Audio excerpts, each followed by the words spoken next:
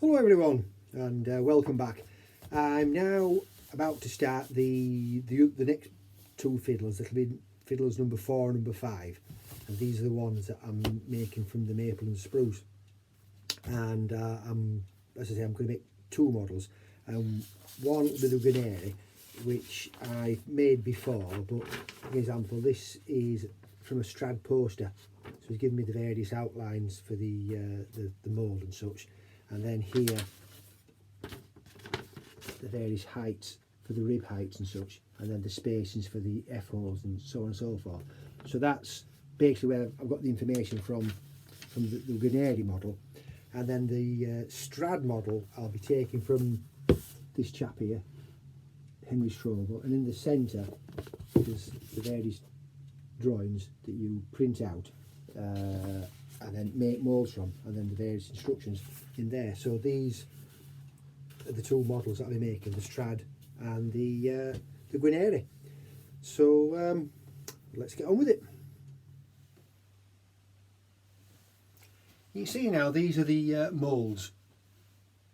This is the Guarneri mould. You can see the blocks are glued in, and I've already gone ahead and shaped these. Put a little light here, anyway. So you can see the curve, and you get the idea. The sides will bend round and stick to these blocks. And this is the Guarneri pattern.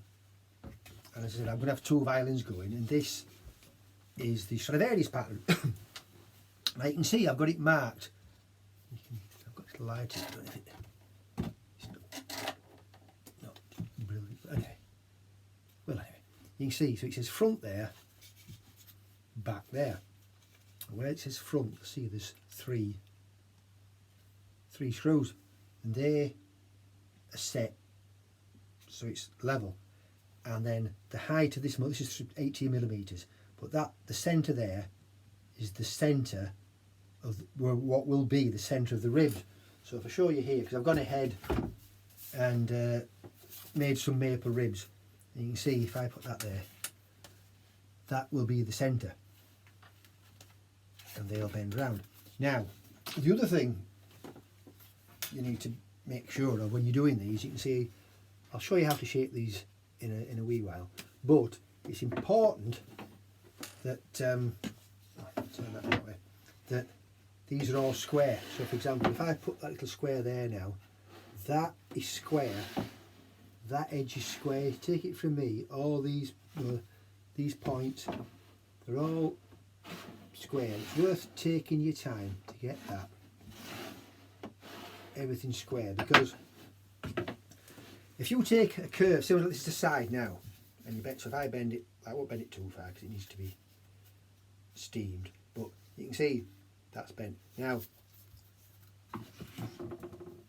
if this is a block here, say, imagine this is a block here, and those blocks are square, it'll stay flat with the, so you see if you look down here, imagine this is the back of the violin, the plate.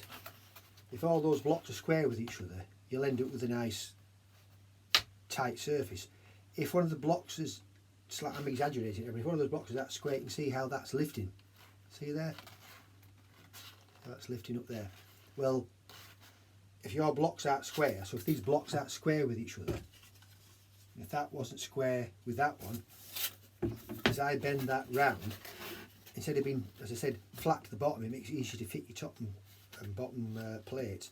If it's not square, you'll end up with gaps, and it won't work. So it's worth your while making sure all these are square. Now the other thing is, on the Stradivarius model, when you look at the drawing, it's actually higher at the back. This is the tailpiece. This tailpiece block on the Strad, it's 32mm, and the neck block is 30mm. So in effect, what it gives you is, when you put the back on, the back exaggerated is like that. It's 2mm higher at the back.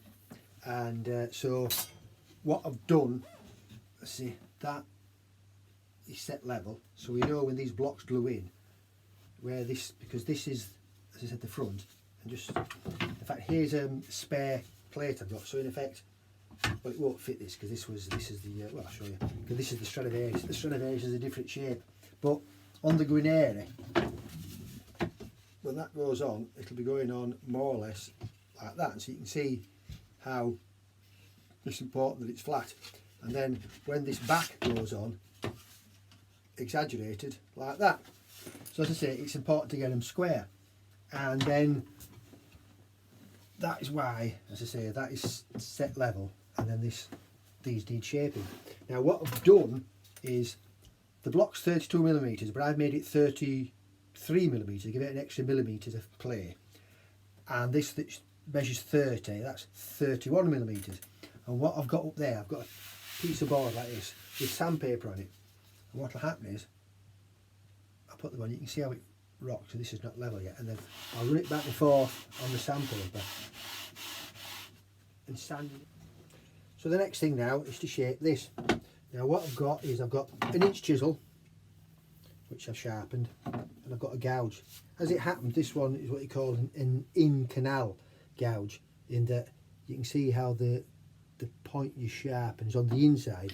As now, the other thing, you get your chisel nice and sharp. This is like a razor. Right, you can, in fact, if I, yeah, see this little, well, you can't see this little ball patch now where I've shaved my hand. But anyway, I always operate on the theory that hands behind the blade at all times, whatever you're doing, right? So for example, what I like to do, I grip the chisel like this, and then I use this as a rest. So this is the block here. So how do I have the chisel like that, and I'm resting my hand on there, and then put that on the edge, and then, if you can see that, and then sight it through, or you might take a bit of practice but keep it square. You don't want to be going that way or that way, because what you're trying to do is chop straight down at 90 degrees. So this is how I do it, and my 3 fingers there, and that, or you could do it that way even with 2 fingers around, whichever, but I preferred it that way, but each to their own. But as I say, that's like that, and then hold it square, and then gently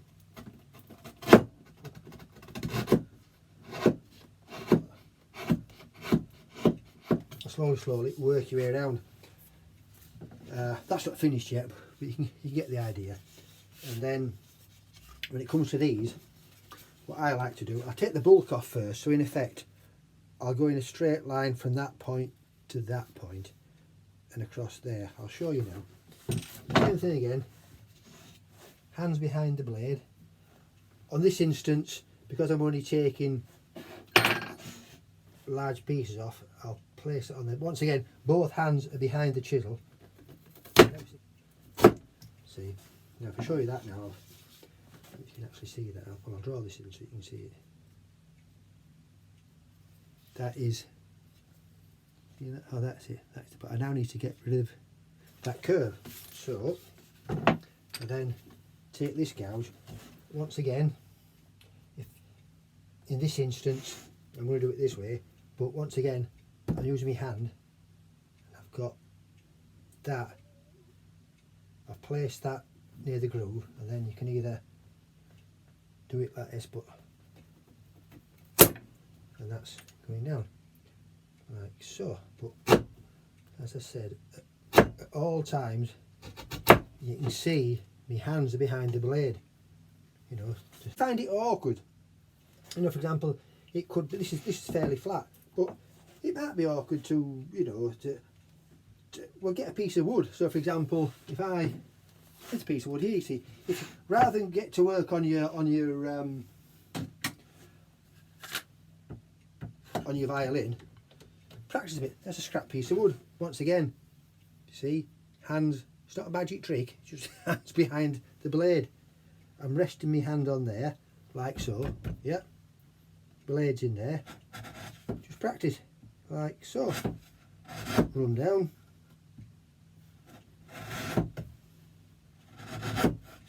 and then, you know, that's it. So that's all you have to do, practice to your heart's content, because you take the time to glue these in, and if you make a mess of it, then you have to just obviously knock the block off, glue another one on. but you've wasted a lot of time. So once again, so that just, and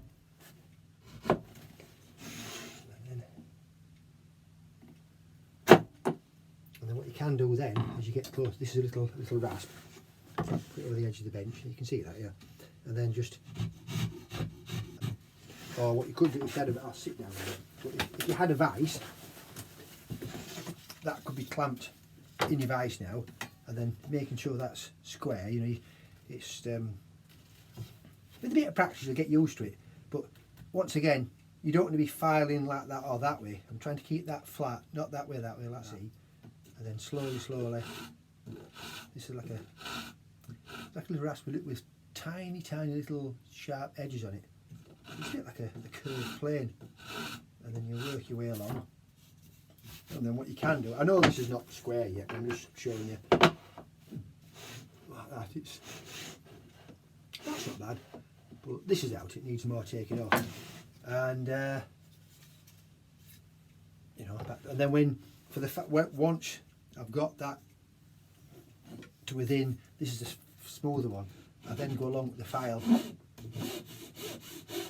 and finish off like that, and then you would end up, as I say, this still needs a bit of work on it, but you can see already, and it didn't take long to do that.